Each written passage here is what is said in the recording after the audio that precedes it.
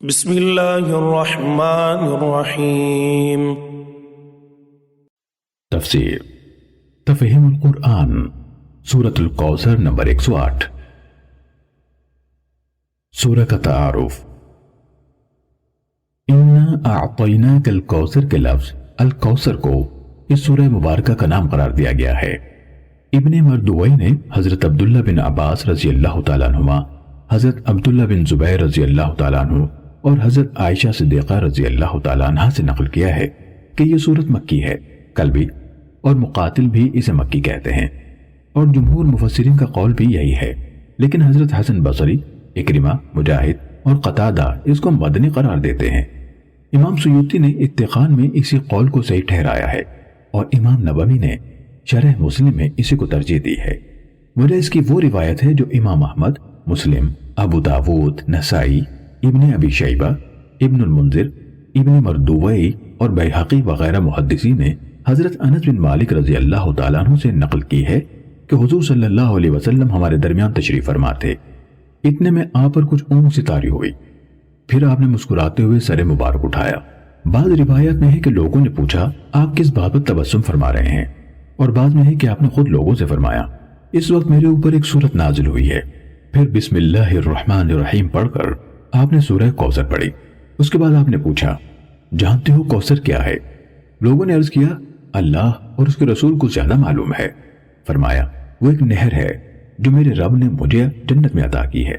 اس کی تفصیل آگے کوثر کی تشریح میں آ رہی ہے۔ اس روایت سے اس سورہ کے مدنی ہونے پر اس وجہ سے استدلال کیا گیا ہے کہ حضرت انس رضی اللہ تعالیٰ عنہ مکے میں نہیں بلکہ مدینے میں تھے، اور ان کا یہ کہنا کہ ہماری موجودگی میں یہ سورت نازل ہوئی اس بات کی دلیل ہے کہ یہ مدنی ہے۔ مگر اول تو انہی حضرت انس سے امام احمد، بخاری، مسلم، ابو داود، ترمذی اور ابن جریر نے یہ روایات نقل کی ہیں کہ جنت کی یہ نہر یعنی کوثر رسول اللہ صلی اللہ علیہ وسلم کو معراج میں دکھائی جا چکی تھی، اور سب کو معلوم ہے کہ واقعہ معراج ہجرت سے پہلے مکے میں ہوا تھا۔ دوسرے، جب معراج میں آپ صلی اللہ علیہ وسلم کو اللہ تعالیٰ کے اس عطیے کی نہ صرف خبر دی جا چکی تھی بلکہ اس کا مشاہدہ بھی کرا دیا گیا تھا، تو کوئی وجہ نہ تھی کہ حضور کو اس کی خوشخبری دینے کے لیے مدینہ طیبہ میں سورہ کوثر نازل کی جاتی۔ تیسرے، اگر صحابہ کے ایک مجمع میں حضور نے خود سورہ کوثر کے نزول کی وہ خبر دی ہوتی جو حضرت انس کی مذکورہ بالا روایت میں بیان ہوئی ہے، اور اس کا مطلب یہ ہوتا کہ پہلی مرتبہ یہ سورت اسی وقت نازل ہوئی ہے، تو کس طرح ممکن تھا کہ حضرت عائشہ، حضرت عبداللہ بن عباس اور حضرت عبداللہ بن زبیر جیسے باخبر صحابہ اس سورت کو مکی قرار دیتے اور جمہور مفسرین اس کے مکی ہونے کے قائل ہو جاتے؟ اس معاملے پر غور کیا جائے تو حضرت انس کی روایت میں یہ خلا صاف محسوس ہوتا ہے کہ اس میں یہ تفصیل بیان نہیں ہوئی ہے کہ جس مجلس میں حضور نے یہ بات ارشاد فرمائی تھی اس میں پہلے سے کیا گفتگو چل رہی تھی۔ ممکن ہے کہ اس وقت حضور کسی مسئلے پر کچھ ارشاد فرما رہے ہوں، اس کے دوران میں وحی کے ذریعے سے آپ کو مطلع کیا گیا ہو کہ اس مسئلے پر سورہ کوثر سے روشنی پڑتی ہے، اور آپ نے اسی بات کا ذکر یوں فرمایا ہو کہ مجھ پر یہ سورت نازل ہوئی ہے۔ اس قسم کے واقعات متعدد مواقع پر پیش آئے ہیں جن کی بنا پر مفسرین نے بعض آیات کے متعلق کہا ہے کہ وہ 2 مرتبہ نازل ہوئی ہیں۔ اس دوسرے نزول کا مطلب دراصل یہ ہوتا ہے کہ آیت تو پہلے نازل ہو چکی تھی، مگر دوسری بار کسی موقع پر حضور کو بذریعہ وحی اسی آیت کی طرف توجہ دلائی گئی۔ ایسی روایات میں کسی آیت کے نزول کا ذکر یہ فیصلہ کرنے کے لیے کافی نہیں ہوتا کہ وہ مکی ہے یا مدنی، اور اس کا اصل نزول فی الواقع کس زمانے میں ہوا تھا۔ حضرت انس کی یہ روایت اگر شک پیدا کرنے کی موجب نہ ہو تو سورہ کوثر کا پورا مضمون بجائے خود اس امر کی شہادت دیتا ہے کہ یہ مکہ معظمہ میں نازل ہوئی تھی، اور اس زمانے میں نازل ہوئی تھی جب حضور کو انتہائی دل شکن حالات سے سابقہ درپیش تھا۔ اس سے پہلے سورہ ضحیٰ اور علم نشرہ میں آپ دیکھ چکے ہیں کہ نبوت کے ابتدائی دور میں جب رسول اللہ صلی اللہ علیہ وسلم شدید ترین مشکلات سے گزر رہے تھے، پوری قوم دشمنی پر تلی ہوئی تھی، مزاحمتوں کے پہاڑ راستے میں حائل تھے، مخالفت کا طوفان ہر طرف برپا تھا، اور حضور اور آپ کے چند مٹھی بھر ساتھیوں کو دور دور تک کہیں کامیابی کے آثار نظر نہیں آتے تھے۔ اس وقت آپ کو تسلی دینے اور آپ کی ہمت بندھانے کے لیے اللہ تعالیٰ نے متعدد آیات نازل فرمائے۔ سورہ ضحیٰ میں فرمایا وَلَلْآخِرَةُ خَيْرٌ لَكَ مِنَ الْأُولَىٰ وَلَسَوْفَ يُعْطِيكَ رَبُّكَ فَتَرْضَىٰ، یعنی اور یقیناً تمہارے لیے بات کا دور یعنی ہر بات کا دور پہلے دور سے بہتر ہے، اور ان قریب تمہارا رب تمہیں وہ کچھ دے گا جسے تم خوش ہو جاؤ گے۔ اور علم نشرہ میں فرمایا وَرَفَعْنَا لَكَ ذِكْرَكَ، اور ہم نے تمہارا آوازہ بلند کر دیا،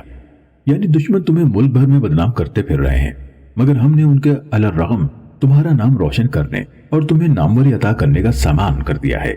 فَإِنَّ مَعَ الْعُسْرِ يُسْرًا، إِنَّ مَعَ الْعُسْرِ يُسْرًا۔ پس حقیقت یہ ہے کہ تنگی کے ساتھ فراخی بھی ہے، یقیناً تنگی کے ساتھ فراخی بھی ہے،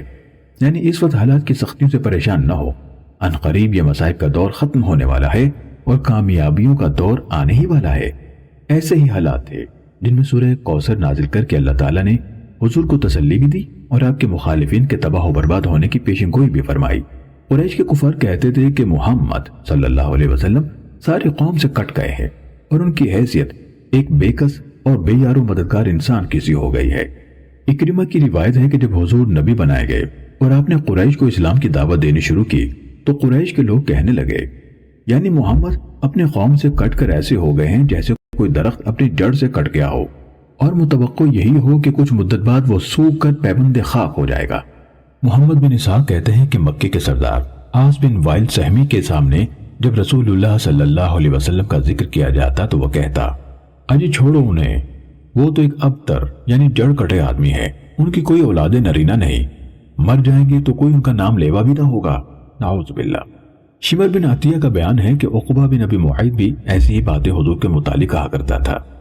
ابن عباس کی روایت ہے کہ ایک مرتبہ کعب بن اشرف جو مدینے کا یہودی سردار تھا مکے آیا تو قریش کے سرداروں نے اس سے کہا، اس لڑکے کو جو اپنی قوم سے کٹ گیا ہے اور سمجھتا ہے کہ یہ ہم سے بہتر ہے، حالانکہ ہم حج اور سدانت اور سقایت کے منتظم ہے۔ اسی واقعے کے متعلق اکرمہ کی روایت ہے کہ قریش والوں نے حضور کے لیے السنبور المنبتر من قومہ کے الفاظ استعمال کیے تھے، یعنی کمزور، بے یار و مددگار اور بے اولاد آدمی جو اپنے قوم سے کٹ گیا ہے۔ ابن سعد اور ابن عساکر کی روایت ہے کہ حضرت عبداللہ بن عباس نے فرمایا کہ رسول اللہ صلی اللہ علیہ وسلم کے سب سے بڑے صاحبزادے قاسم تھے، ان سے چھوٹی حضرت زینب تھی، ان سے چھوٹے حضرت عبداللہ تھے، پھر علی ترتیب 3 صاحبزادیاں ام کلثوم، فاطمہ اور رقیہ تھیں۔ ان میں سے پہلے حضرت قاسم کا انتقال ہوا اور پھر حضرت عبداللہ نے بھی وفات پائی۔ اس پر عاص بن وائل نے کہا، ان کی نسل ختم ہو گئی، اب وہ ابتر ہیں، یعنی ان کی جڑ کٹ گئی۔ بعض روایت میں یہ اضافہ ہے کہ عاص نے کہا، محمد ابتر ہے، ان کا کوئی بیٹا نہیں ہے جو ان کا قائم مقام بنے، جب وہ مر جائیں گے تو ان کا نام دنیا سے مٹ جائے گا اور ان سے تمہارا پیچھا چھوڑ جائے گا۔ عبد بن حمید نے ابن عباس کی جو روایت نقل کی ہے اس سے معلوم ہوتا ہے کہ حضور صلی اللہ علیہ وسلم کے صاحبزادے عبداللہ کی وفات پر ابو جہل نے بھی ایسی ہی باتیں کہی تھیں۔ شمر بن عطیہ سے ابن ابی حاتم کی روایت ہے کہ حضور صلی اللہ علیہ وسلم کے اس غم پر خوشی مناتے ہوئے ایسے ہی کمینے پن کا مظاہرہ عقبہ بن ابی معیط نے کیا تھا۔ عطا کہتے ہیں کہ جب حضور کے دوسرے صاحبزادے کا انتقال ہوا تو حضور کا اپنا چچا ابو لہب، جس کا گھر بالکل حضور کے گھر سے متصل تھا، دوڑا ہوا مشرکین کے پاس گیا اور ان کو یہ خوشخبری دی کہ بطر محمد اللیلہ، آج رات محمد لا ولد ہو گئے یا ان کی جڑ کٹ گئی۔ یہ تھے وہ انتہائی دل شکن حالات جن میں سورہ کوثر حضور پر نازل کی گئی۔ قریش اس لیے آپ سے بگڑے تھے کہ آپ صرف اللہ ہی کی بندگی و عبادت کرتے تھے اور ان کے شرک کو آپ نے علانیہ رد کر دیا تھا۔ اسی وجہ سے پوری قوم میں جو مرتبہ و مقام آپ کو نبوت سے پہلے حاصل تھا وہ آپ سے چھین لیا گیا تھا اور آپ گویا برادری سے کاٹ پھینکے گئے تھے۔ آپ کے چند مٹھی بھر ساتھی بھی سب بے یار و مددگار تھے اور مارے کھدیڑے جا رہے تھے۔ اس پر مزید آپ پر ایک کے بعد ایک بیٹے کی وفات سے غموں کو پہاڑ ٹوٹ پڑا تھا۔ اس موقع پر عزیزوں، رشتہ داروں، قبیلے اور برادری کے لوگوں اور ہمسایوں کی طرف سے ہمدردی و تعزیت کے بجائے وہ خوشیاں منائی جا رہی تھیں اور وہ باتیں بنائی جا رہی تھیں جو ایک ایسے شریف انسان کے لیے دل توڑ دینے والی تھیں جس نے اپنے تو اپنے غیروں تک سے ہمیشہ انتہائی نیک سلوک کیا تھا۔ اس پر اللہ تعالیٰ نے آپ کو اس مختصر ترین صورت کے ایک فقرے میں وہ خوشخبری دی جس سے بڑی خوشخبری دنیا کے کسی بھی انسان کو نہیں دی گئی، اور ساتھ ساتھ یہ فیصلہ بھی سنا دیا کہ آپ کی مخالفت کرنے والوں کی جڑ کٹ جائے گی۔ إِنَّا أَعْطَيْنَاكَ الْكَوْثَرَ۔ کوثر کا لفظ یہاں جس طرح استعمال کیا گیا ہے اس کا پورا مفہوم ہماری زبان تو درکنار، شاید دنیا کی کسی زبان میں بھی ایک لفظ سے ادا نہیں کیا جا سکتا۔ یہ کثرت سے مبالغے کا صیغہ ہے جس کے لغوی معنی تو بے انتہا کثرت کے ہیں، مگر جس موقع پر اس لفظ کو استعمال کیا گیا ہے اس میں محض کثرت کا نہیں بلکہ خیر اور بھلائی اور نعمتوں کی کثرت اور ایسی کثرت کا مفہوم نکلتا ہے جو افراط اور فراوانی کی حد کو پہنچی ہوئی ہو۔ اور اس سے مراد کسی ایک خیر یا بھلائی یا نعمت کی نہیں بلکہ بے شمار بھلائیوں اور نعمتوں کی کثرت ہے۔ دیباچے میں اس سورہ کا جو پس منظر ہم نے بیان کیا ہے اس پر ایک مرتبہ پھر نگاہ ڈال کر دیکھیے۔ حالات وہ تھے جب دشمن یہ سمجھ رہے تھے کہ محمد صلی اللہ علیہ وسلم ہر حیثیت سے تباہ ہو چکے ہیں، قوم سے کٹ کر بے یار و مددگار ہو گئے، تجارت برباد ہو گئی، اولاد نرینہ تھی جس سے آگے ان کا نام چل سکتا تھا وہ بھی وفات پا گئی۔ بات ایسی لے کر اٹھے ہیں کہ چند گنے چنے آدمی چھوڑ کر مکہ تو درکنار، پورے عرب میں کوئی اس کو سننا تک گوارا نہیں کرتا۔ اس لیے ان کے مقدر میں اس کے سوا کچھ نہیں کہ جیتے جی ناکامی و نامرادی سے دو چار رہیں، اور جب وفات پا جائیں تو دنیا میں کوئی ان کا نام لیوا بھی نہ ہو۔ اس حالت میں جب اللہ تعالیٰ کی طرف سے یہ فرمایا گیا کہ ہم نے تمہیں کوثر عطا کر دیا، تو اس سے خود بخود یہ مطلب نکلتا ہے کہ تمہارے مخالف بے وقوف تو یہ سمجھ رہے ہیں کہ تم برباد ہو گئے اور نبوت سے پہلے جو نعمتیں تمہیں حاصل تھیں وہ بھی تم سے چھن گئی، لیکن حقیقت یہ ہے کہ ہم نے تمہیں بے انتہا خیر اور بے شمار نعمتوں سے نواز دیا ہے۔ اس میں اخلاق کی وہ بے نظیر خوبیاں بھی شامل ہیں جو حضور صلی اللہ علیہ وسلم کو بخشی گئیں۔ اس میں نبوت اور قرآن اور علم اور حکمت کی وہ عظیم نعمتیں بھی شامل ہیں جو آپ کو عطا کی گئیں۔ اس میں توحید اور ایک ایسے نظام زندگی کی نعمت بھی شامل ہے جس کے سیدھے سادے عام فہم، عقل و فطرت کے مطابق اور جامع و ہمہ گیر اصول تمام عالم میں پھیل جانے اور ہمیشہ پھیلتے ہی چلے جانے کی طاقت رکھتے ہیں۔ اس میں رفع ذکر کی نعمت بھی شامل ہے جس کی بدولت حضور کا نام نامی 1400 برس سے دنیا کے گوشے گوشے میں بلند ہو رہا ہے اور قیامت تک بلند ہوتا رہے گا۔ اس میں یہ نعمت بھی شامل ہے کہ آپ کی دعوت سے بالآخر ایک ایسے عالمگیر امت وجود میں آئی جو دنیا میں ہمیشہ کے لیے دین حق کی علمبردار بن گئی، جس سے زیادہ نیک اور پاکیزہ اور بلند پایا انسان دنیا کی کسی امت میں کبھی پیدا نہیں ہوئے، اور جو بگاڑ کی حالت کو پہنچ کر بھی دنیا کی سب قوموں سے بڑھ کر خیر اپنے اندر رکھتی ہے۔ اس میں یہ نعمت بھی شامل ہے کہ حضور نے اپنی آنکھوں سے اپنی حیات مبارکہ ہی میں اپنی دعوت کو انتہائی کامیاب دیکھ لیا، اور آپ کے ہاتھوں سے وہ جماعت تیار ہو گئی جو دنیا پر چھا جانے کی طاقت رکھتی تھی۔ اس میں یہ نعمت بھی شامل ہے کہ اولاد نرینہ سے محروم ہو جانے کی بنا پر دشمن تو یہ سمجھتے تھے کہ آپ کا نام و نشان دنیا سے مٹ جائے گا، لیکن اللہ نے صرف یہی نہیں کہ مسلمانوں کی صورت میں آپ کو وہ روحانی اولاد عطا فرمائی جو قیامت تک روئے زمین پر آپ کا نام روشن کرنے والی ہے، بلکہ آپ کی صرف ایک ہی صاحبزادی حضرت فاطمہ سلام اللہ علیہا سے آپ کو وہ جسمانی اولاد بھی عطا کی جو دنیا بھر میں پھیلی ہوئی ہے، اور جس کا سارا سرمایہ افتخار ہی حضور سے اس کا انتساب ہے۔ یہ تو وہ نعمتیں ہیں جو اس دنیا میں لوگوں نے دیکھ لیں کہ وہ کس فراوانی کے ساتھ اللہ نے اپنے حبیب صلی اللہ علیہ وسلم کو عطا فرمائی۔ ان کے علاوہ کوثر سے مراد دو مزید ایسی عظیم نعمتیں بھی ہیں جو آخرت میں اللہ تعالیٰ آپ کو دینے والا ہے۔ ان کو جاننے کا کوئی ذریعہ ہمارے پاس نہ تھا،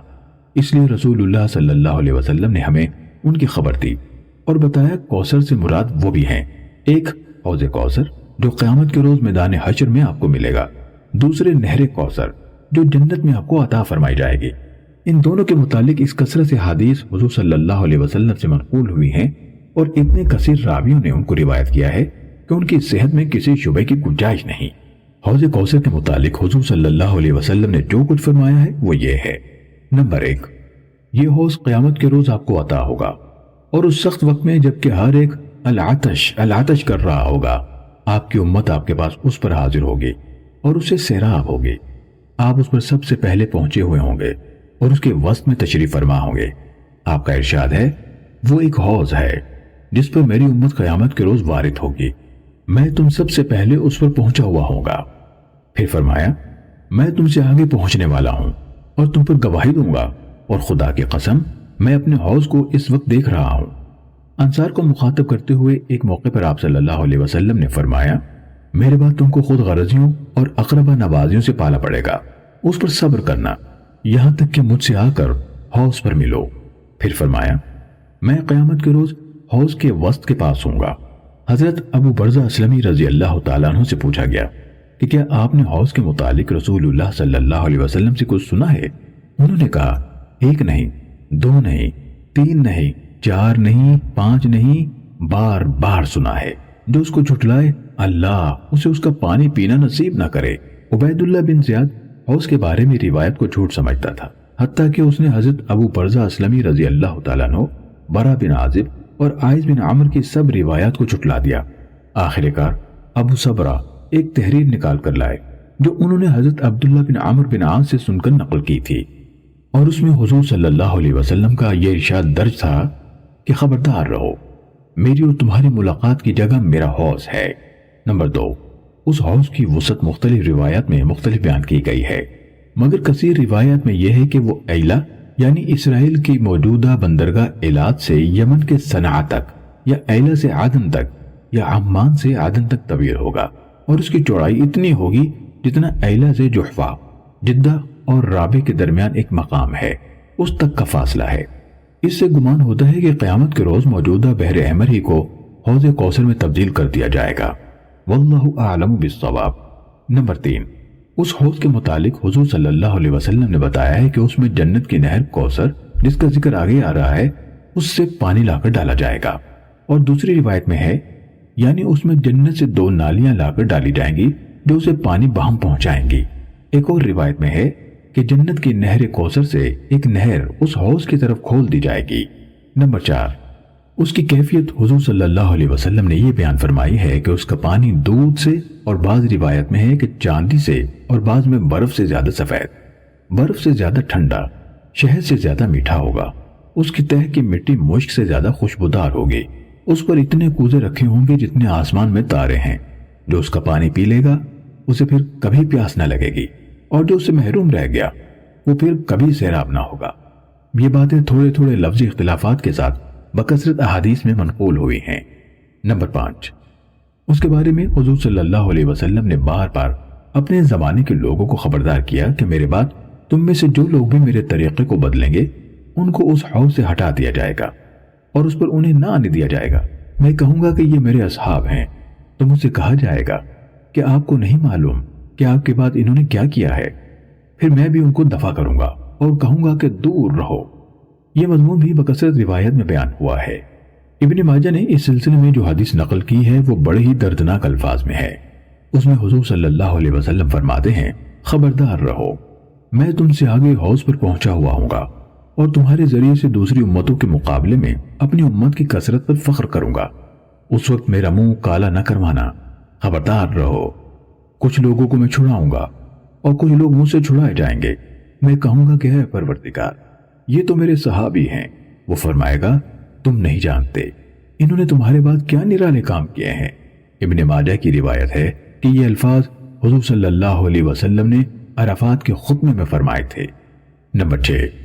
اسی طرح حضور صلی اللہ علیہ وسلم نے اپنے دور کے بعد قیامت تک آنے والے مسلمانوں کو بھی خبردار کیا ہے کہ ان میں سے جو بھی میرے طریقے سے ہٹ کر چلیں گے اور اس میں رد و بدل کریں گے انہیں اس حوض سے ہٹا دیا جائے گا۔ میں کہوں گا کہ اے رب،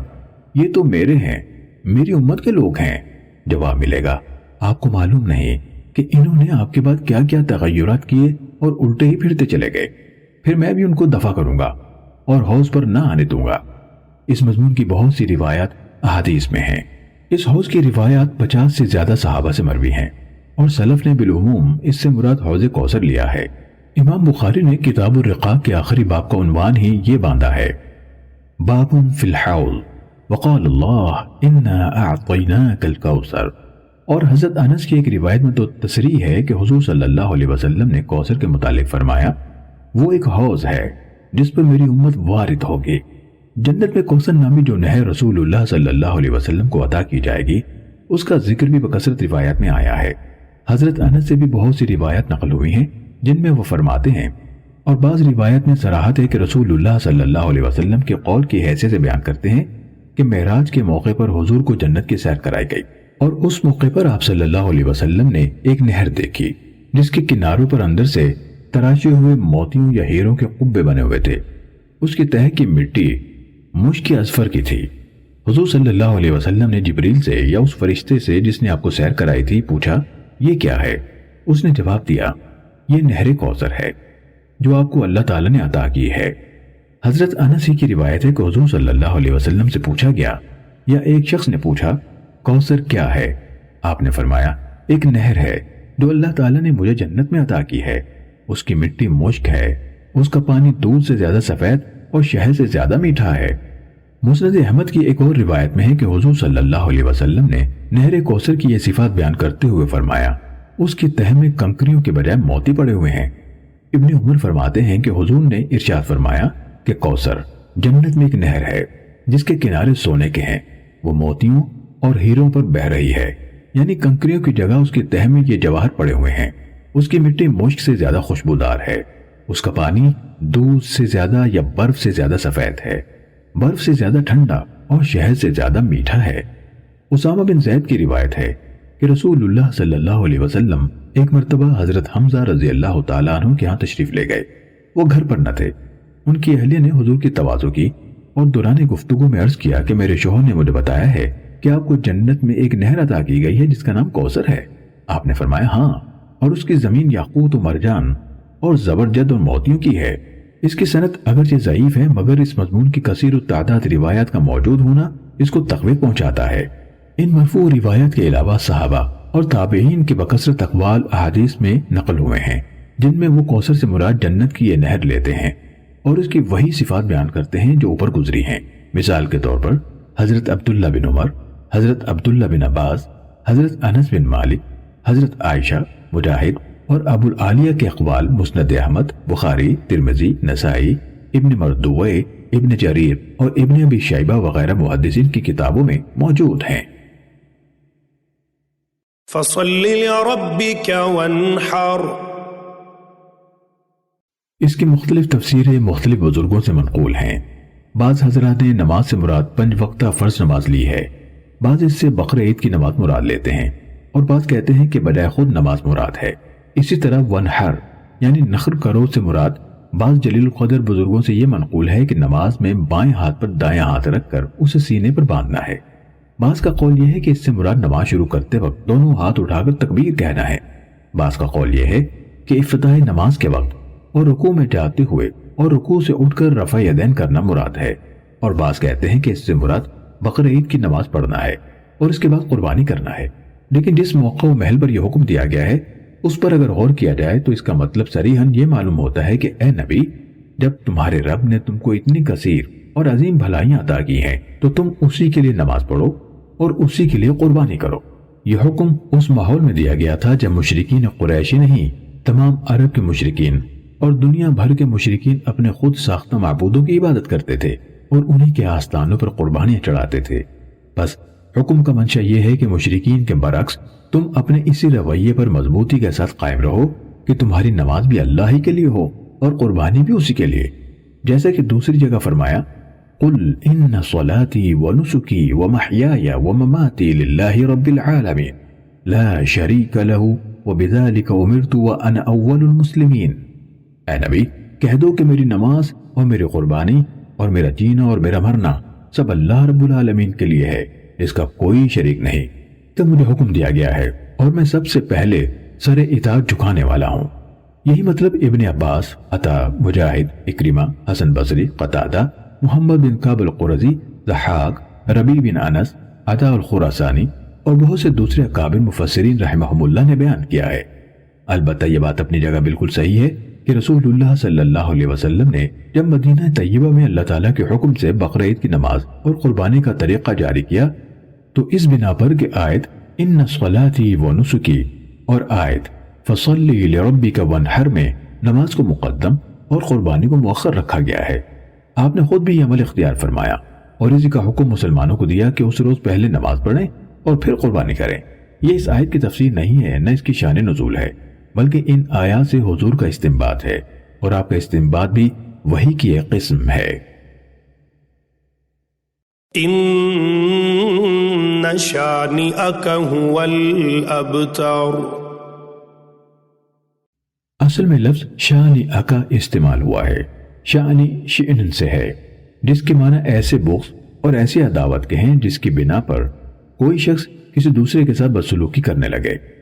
قرآن مجید میں دوسری جگہ ارشاد ہوا ہے وَلَا يَجْرِمَنَّكُمْ شَنَآنُ قَوْمٍ عَلَىٰ أَلَّا تَعْدِلُوا، اور اے مسلمانوں کسی گروہ کی عداوت تمہیں اس زیادتی پر آمادہ نہ کرنے پائے کہ تم انصاف نہ کرو۔ بس شانئک سے مراد ہر وہ شخص ہے جو رسول اللہ صلی اللہ علیہ وسلم کی دشمنی اور عداوت میں ایسا اندھا ہو گیا ہو کہ آپ کو عیب لگاتا ہو، آپ کے خلاف بدگوئی کرتا ہو، آپ کی توہین کرتا ہو اور آپ پر طرح طرح کی باتیں چھان کر اپنے دل کا بخار نکالتا ہو۔ آگے چل کر یہ بھی ذکر کیا گیا ہے کہ هو الابتر، وہی ابتر ہے فرمایا گیا ہے، یعنی وہ آپ کو ابتر کہتا ہے لیکن حقیقت میں ابتر وہ خود ہے۔ ابتر کی کچھ تشریح ہم اس سے پہلے اس صورت کے دیباچے میں کر چکے ہیں۔ یہ لفظ بطر سے ہے جس کے معنی کاٹنے کے ہیں، مگر محاورے میں یہ بہت وسیع معنوں میں استعمال ہوتا ہے۔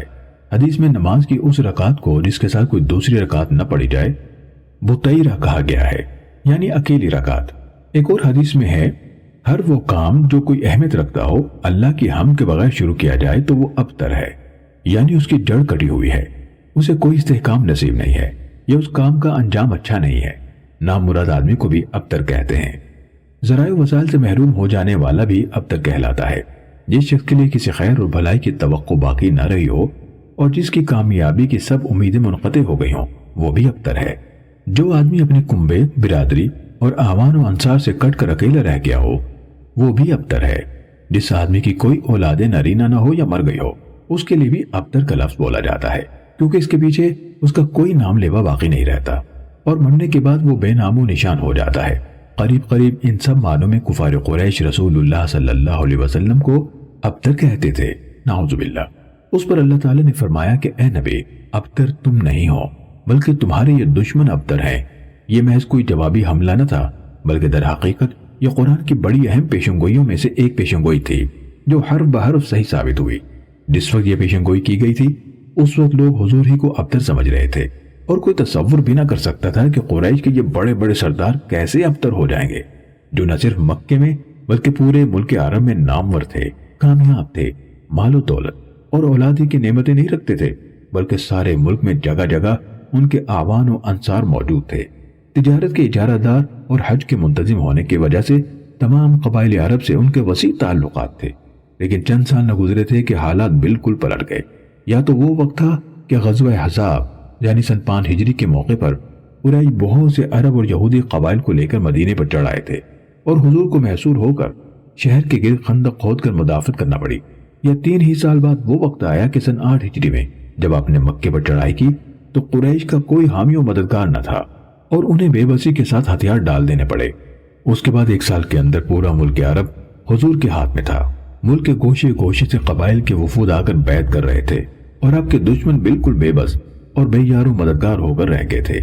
پھر وہ ایسے بے نام و نشان ہوئے کہ ان کی اولاد اگر دنیا میں باقی رہی بھی تو ان میں سے آج کوئی یہ نہیں جانتا کہ وہ ابو جہل یا ابو لہب یا عاص بن وائل یا عقبہ بن ابی معیط وغیرہ اعداء اسلام کی اولاد میں سے ہے، اور جانتا بھی ہو تو کوئی یہ کہنے کے لیے تیار نہیں ہے کہ اس کے اسلاف یہ لوگ تھے۔ اس کے برعکس رسول اللہ صلی اللہ علیہ وسلم کی آل پر آج دنیا بھر میں درود بھیجا جا رہا ہے۔ کروڑوں مسلمانوں کو آپ سے نسبت پر فخر ہے۔ لاکھوں انسان آپ ہی سے نہیں بلکہ آپ کے خاندان اور آپ کے ساتھیوں کے خاندانوں تک سے انتساب کو باعث عزت و شرف سمجھتے ہیں۔ کوئی سید ہے، کوئی علوی ہے، کوئی عباسی ہے، کوئی ہاشمی ہے، کوئی صدیقی ہے، کوئی فاروقی، کوئی عثمانی، کوئی زبیری اور کوئی انصاری، مگر نام کو بھی کوئی ابو جہلی یا ابو لہبی نہیں پایا جاتا۔ تاریخ نے ثابت کر دیا کہ ابتر حضور نہیں بلکہ آپ کے دشمن ہی تھے اور ہیں۔